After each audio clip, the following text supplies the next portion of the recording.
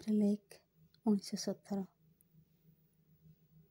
ତୁ ମୋର ମୌନ ସମାହିତ ଅନ୍ତରାତ୍ମାକୁ ମୋହିନୀ ଦୃଶ୍ୟ ସମ୍ଭାରର ଐଶ୍ୱର୍ଯ୍ୟାବଳୀ ଦେଖାଇଲୁ।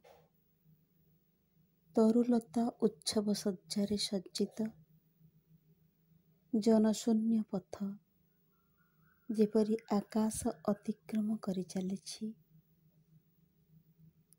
କିନ୍ତୁ ମୋର ଭାବି ନିୟତି ସମ୍ବନ୍ଧେ ତୁ ତ କିଛି କହିଲୁ ନାହିଁ।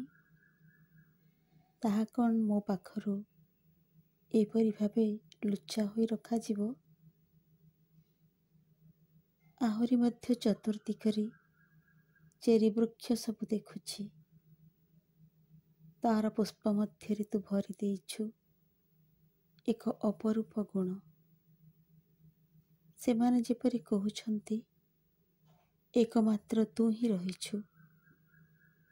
ସେମାନେ ବହନ କରି ଆଣୁଛନ୍ତି ଭଗବାନଙ୍କର ସ୍ମିତ ହାସ୍ୟ। ମୋର ଦେହ ଶାନ୍ତ, ଅନ୍ତରାତ୍ମା ବିକଶିତ। କି ଯାଦୁ ତୁ ଭରି ଦେଇଛୁ ଏହି ପୁଷ୍ପିତ ତରୁରାଜି ମଧ୍ୟରେ। ହେ ଜାପାନ, ଏ ହେଲା ତୋ ଶୁଭେଚ୍ଛାର ରାଜପୋଷାକ, ତୋର ଶୁଦ୍ଧତମ ଅର୍ଘ୍ୟ, ତୋ ନିଷ୍ଠାର ଅଭିଜ୍ଞାନ। ଏହି ଭାବରେ ତୁ କହୁଛୁ ଯେ ସ୍ୱର୍ଗର ପ୍ରତିଚ୍ଛାୟା ତୋ ମଧ୍ୟରେ ପ୍ରତିଫଳିତ।